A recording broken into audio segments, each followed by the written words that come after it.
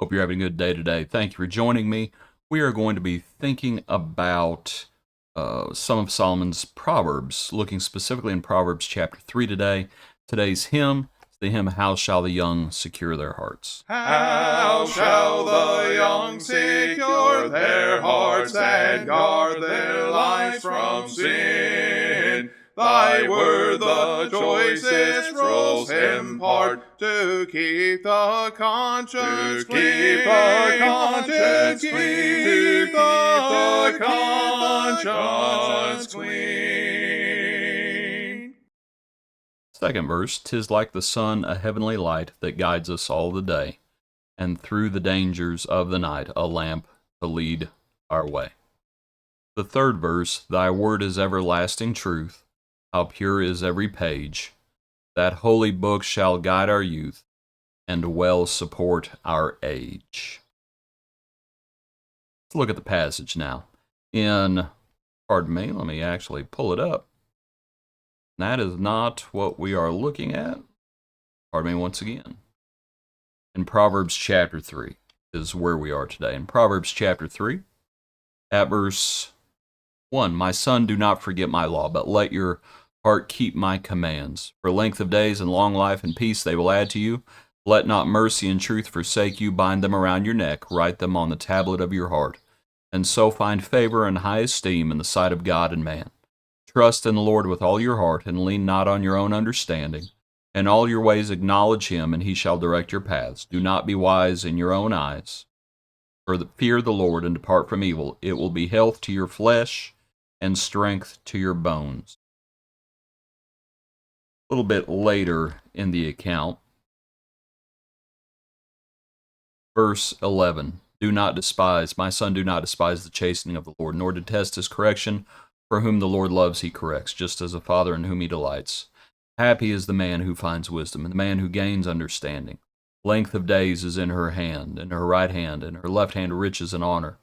Her ways are pleasantness, all her paths are peace. How shall the young secure their hearts? My son. You might think about Solomon trying to encourage his children, just as David encouraged his children. And of course we know Rehoboam. Sadly, Rehoboam did not listen. But regardless, what points might we make? How shall the young secure their hearts? Don't lean on your own understanding. Let the Lord guide you.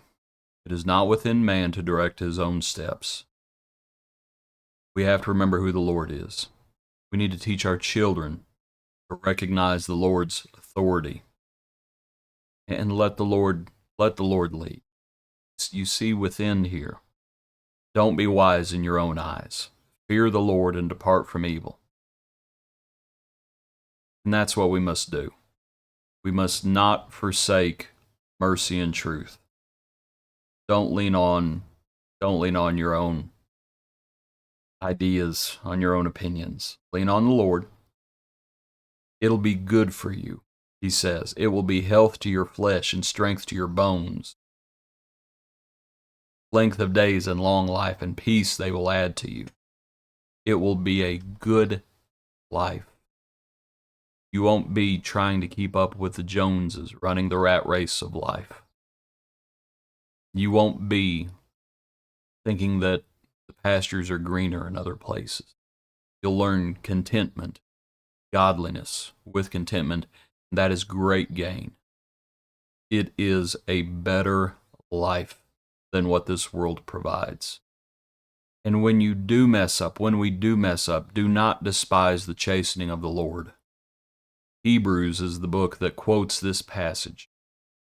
And yes, or I should say no chastening seems to be pleasant at the time.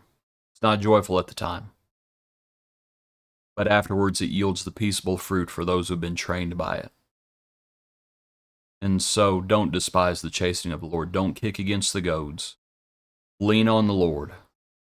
And when you do go astray and the Lord chastens, re-lean. And don't despise what he's trying to do.